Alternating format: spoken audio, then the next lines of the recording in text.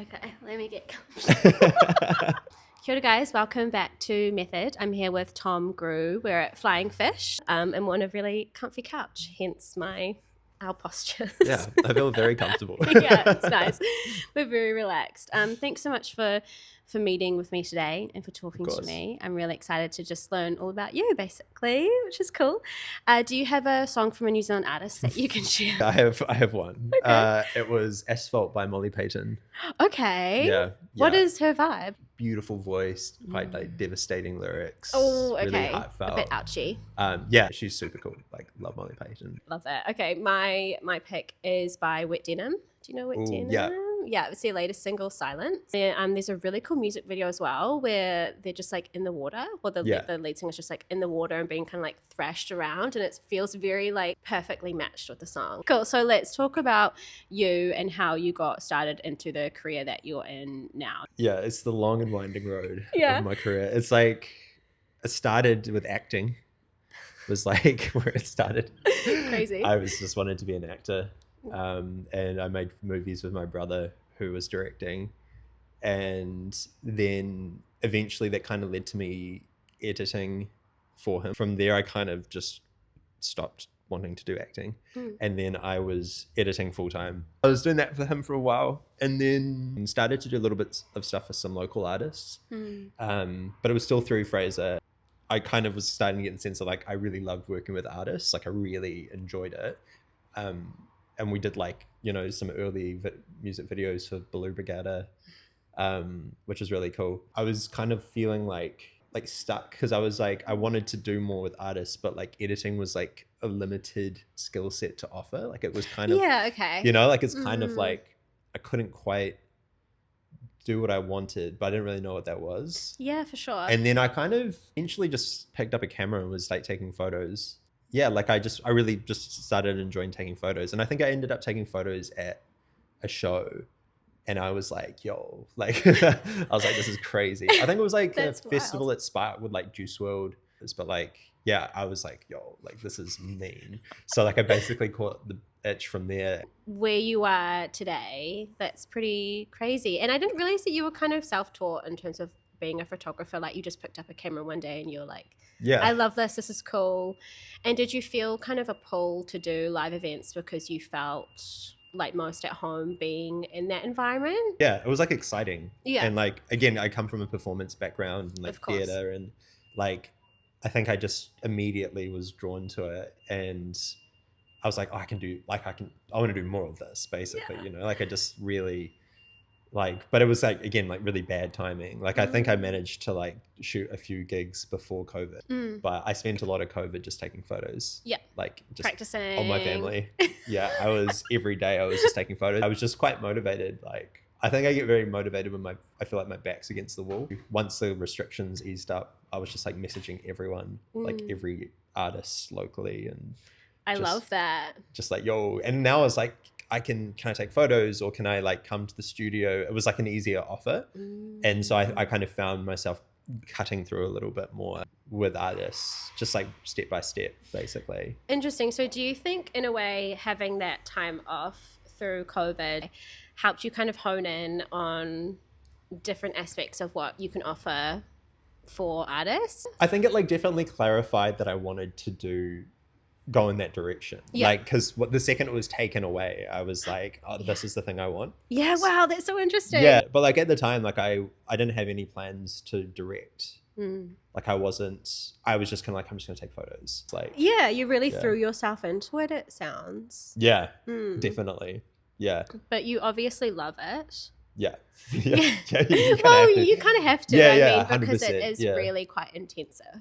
Do definitely believe that to make it in any of this stuff, and it's the same with you, it's like you have to like have this, like it's just, that's what you're going to do and you're just going to do it, and it's like it doesn't really matter how long that takes or what that looks like, you're just going to do it. I was just like always just like, yeah, well, it's going to happen, and it never happens how you think it's going to happen. For you, it happened quite organically, which is really lovely. Yeah. It's just like chasing a feeling, like, and I never really knew exactly what it was going to be, but it's definitely changed. Like, but that's all good. Like I've always just like let it evolve.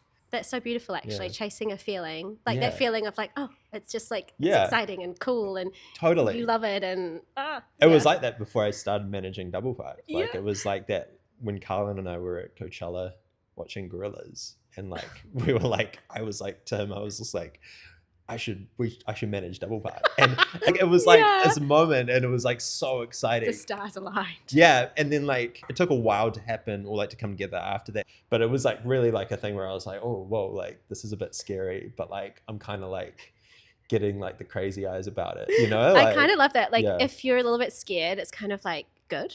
Yeah. You know, you're kind of like, oh, it kind of keeps you like alert and on edge enough to be like really, really engaged. Yeah, totally. That's so funny. Did you have any management experience of a band before? So what made you, were you just like, I really like them? Or were you like, I want to try? Right, so okay, like, I didn't know that. Yeah, so him and I go way back. But wow. we grew up like, our law is so old. But oh my gosh, what? We grew up going to church. Families went to church together, but he was like 5 years younger than me. Yeah. And then we became friends in like 2018 doing a production of Jesus Christ Superstar. I remember like we bonded, we were talking and I was like, we're talking about A$AP Rocky. And I was like, yo, yeah, A$AP Rocky's like style is mean. And he was like, nah. And I was like, what the fuck are you talking about? And then like he came back like the next rehearsal. He was like, oh, nah, bro. He's like, I was wrong. But I was like, I like that. Oh my God, I actually love that. So it was a very fast friendship. It's the Spiel and Carlin. I love that. That's actually just so beautiful.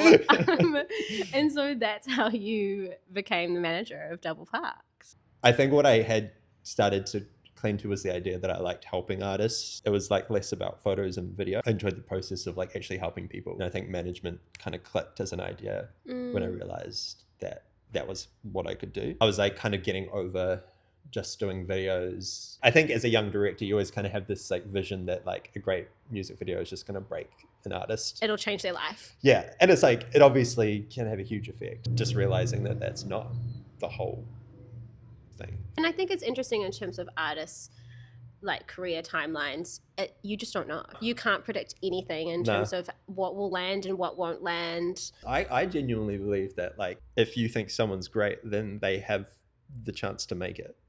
Like I just think if you think someone's great, there's an audience for them. Like, you know, like that's beautiful. It depends what this, you know, there's different scales to things. But it's like if you love it, then surely you can find like 5 people that do too. I think that genuinely is true, but it like that's why I think I realized it's like you start and it's like artists, I'm like, oh, this person's sick, how come they haven't broken out? Because it takes like so much more behind the scenes to make that happen, and a lot of time and a little bit of luck.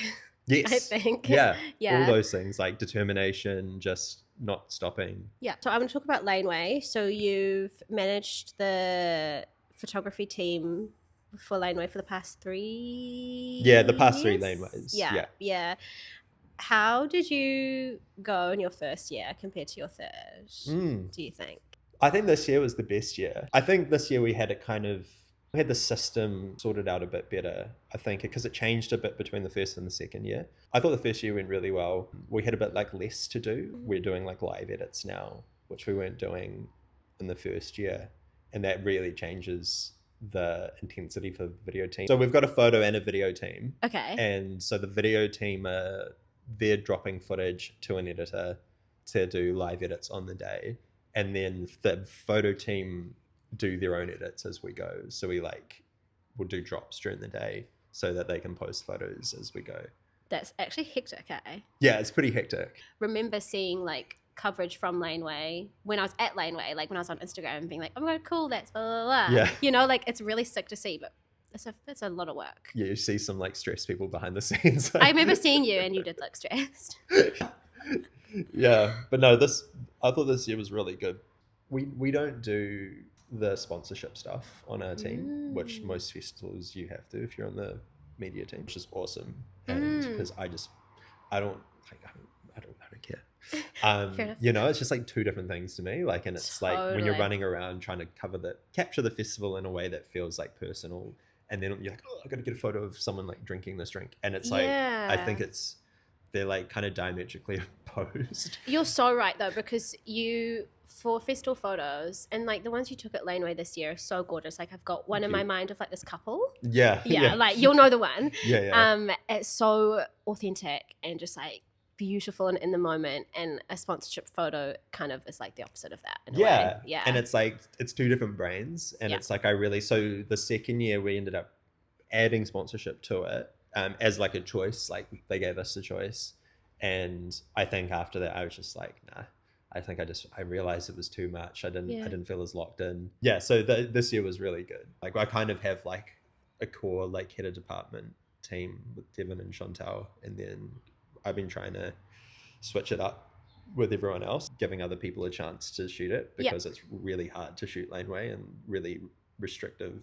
So I just want it to not be just the same people, you know, like, and then no one else is getting a chance. Yeah, like, and people just be like, oh, I wish I could shoot Laneway, and then be like, obviously you can't, you know, get everyone in, but like it is nice to kind of just be able to like tap someone on the shoulder who's doing well and kind of that's so sweet, give them a chance. I was going to ask how you, I guess, select your team, and is it something you think about quite far in advance from Laneway? It's really specific, like, I can imagine, in a way that's also not specific. Like it's like it's specific in the sense that it's like I kind of know, I just have a feeling about certain people, or like, and it's about fitting the team. It's like fitting the like Laneway vibe as well. It's like quite specific, and we try to get young like female photographers on the team. Beautiful. It's definitely like a big part of it as well. Beautiful. Like, yeah. Because especially like Laneway now too, I think is a really like women-led festival, and like in terms of their lineups and their teams. So I definitely think it's important in general, but I think with Laneway it's like, you know, it's a bit different to the other festivals, and I want to make sure we're like, for sure, capturing that energy and honoring that energy. I love it. Well said. Thanks. I recently watched the No Cigar Live at the Power Station that you directed. Yeah, gorgeous. Thank you. How, in terms of directing like something like that, how do you even go about doing that, like prior, during, and then post? I mean, I think a big part of the process is just getting the right people. You know, like I think that's like a really big part of it. So like we had Jimmy Moore, who's the DOP. It kind of starts with him, and then we got Devin, and then we got Jade to help as well. So like it's just getting the people who I know their sensibilities are right for it. And this on the day, it's just, you know, you trust that with Devin and Jimmy operating the whole time. Like I trust they're right. Like, you know, like, and I know that we'll get the coverage we need. I think the people's like a massive part of it. And then post is just, it's a beast. I hadn't edited a full show for ages. I was like, did it take you forever? Well, it doesn't. But like if I had to just sit down and just knock out a cut, it would have taken me less than a day. What? But like, like, okay. Like if I really locked it, you know, like, you don't leave your desk. If I really just like, you know, and so it was a bit of a beast. But yeah, like I said, I think like the more you do stuff, the more you realize that like the experience of like getting the right people in the right place and just executing is like everything. And then like from there, it kind of just all falls into place. Like, you know, like in the edit, I'm not like having to fix anything or, you know, because it's like, it's done. Yeah. You're literally just editing. Yeah. You're creating from the footage. And it's the same with music videos. It's like, you know, you plan them enough. It's like, I know I've got the pieces and I can just put them together and then not overthink it. Totally. And just like, you can trust that more. Like I think when I started, I had like way less trust in the stuff. So I'd like do too much. You know, like I look at some of my early edits and I'm like, you know, brother, there's like 20 edits and like, I'm like, calm down, like, you know, like just like doing like weird effects and stuff. And I'm like, I was obviously so insecure, you know, no, but you don't know. No, you don't know at the time. And I think that's what experience is, you know, like now I'm just like, that's fire, like send it off, like we get You're older, you're more established in both like yourself and your career. Like when you get to that point, I feel like it's like a really beautiful stage of life. You know, you just really trust yourself and your instincts, and then you've got this beautiful team of people that you can reach out to. Totally, it makes all the difference. And that's I think that's the thing you kind of imagine, like as you get more experience, that it's just like everything gets like bigger and more hectic, but I think it's more just like you just get really good at like the basic things. What would be a piece of advice that you would give to someone starting out in photography in like the music scene? Do it a lot. Just like keep taking photos, keep putting yourself out there and just build and trust your eye. Follow what you like. Yeah. Like trust yourself and then like refine that. Yeah, just keep going. Just don't stop. Be like the right amount of annoying. Like there's like such an art to it, you know, like you have to push because like the thing is like it's you have to realize is that nobody's as invested in your career as you are. Like you kind of have to just really put yourself out there for long enough that people be like recognize your name eventually and then start. Yeah. When I started, like the amount of people who like didn't get back to me or was like, hey, like no, we're all good, or you know, like, and then eventually I worked with them, you know, like I mean laneway, like I remember like maybe it was 2020 or 2019, I was like super poor and I wanted to go to laneway and I was like, oh, I don't know how to like go. So I like found Rose's email and I was like, yo, if you need like handicap or anything, you know, nothing came with that. And then, you know, like 3 or 4 years later, she's emailing me and asking me to do it, you know, so it's and like, that's not even that long later. So it's 3-4 years later. Yeah, plant seeds. Plant the seeds. And be patient with it. Like it's like, it's not all going to come as fast as you want. We were saying before, like, you have to just like be like, I want to do this. Just put your head down, do good work, be good to work with. Yeah. Do all the like simple things well, like responding to emails, delivering on time. You know, you just got to like do all those things really well. And that actually carries a lot further than you think. Yeah. Yeah. I agree. That's quite lovely advice, I think. Yeah. There's a lot of things in there, sorry. I know, it's great. All right, I think we'll close out the chat there, but it was so great to hear about your career, and I'm hoping some budding photographers will take that advice on board. I'm sure they will. Yeah. If you want. If you want. No, listen to me. It was great advice. Yeah. Cool. Well, I'll pop all of Tom's details down below if you guys to check him out on Instagram, and I'll also link Double Parked, the band that Tom manages. If you guys haven't heard of them, you should go check them out. They're amazing. So yeah. Thank you very much. Thank you. Thanks for chatting to me. Thank you. Catch you next time, guys. Bye.